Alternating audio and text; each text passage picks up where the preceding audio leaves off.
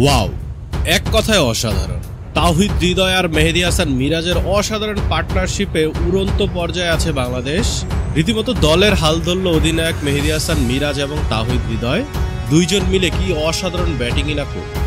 ভিডিওটি শুরু করার আগে ভিডিওটির লাইক বাটনে প্রেস করে আমাদের 1000 লাইক পেতে সাহায্য করুন। আজ আফগানিস্তানের বিপক্ষে 3 ম্যাচ ওয়ানডে সিরিজের প্রথম ম্যাচে মুখোমুখি হয়েছে বাংলাদেশ। আর এই ম্যাচেই ঘটে ঘটনাটি। আজ প্রথমে ব্যাটিং করতে নামে বাংলাদেশ। ব্যাটিং করতে নেমে প্রথমে সাইফ হাসানের এদিন ডেবিউ হয়। ওপেন করতে নামেন এদিন সাইফ হাসান এবং তানজিদ হাসান তামিম। সাইফ হাসান নিজের অভিষেক ম্যাচে 37 বলে 26 রান করে আউট হয়ে যান। তারপর তানজিদ হাসান তামিম 10 বলে 10 রান করে আউট হয়ে যান। এরপর নাজমুল হাসান শান্ত ওয়ান ডাউনে নেমে 5 বলে মাত্র 2 রান করে আউট হয়ে যান। ফলে মাত্র 53 রানে 3 উইকেট হারিয়ে বিপর্যয়ে পড়ে যায় বাংলাদেশ। আর তখনই ব্যাটিং করতে আসেন মেহেদী হাসান মিরাজ।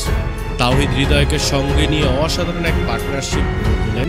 দলীয় 53 রান থেকে সেই 154 রান পর্যন্ত তাদের পার্টনারশিপ চলে যায়। তারপর রীতিমতো দুইজনের ভুল বোঝাবুঝিতে রান আউট হয়ে 7 উইকেটে ফিরতে হয় তাওহিদ হৃদয়কে। তবে আউট হওয়ার আগে তাওহিদ হৃদয় 85 বলে 56 রানের অসাধারণ এক ইনিংস খেলেন।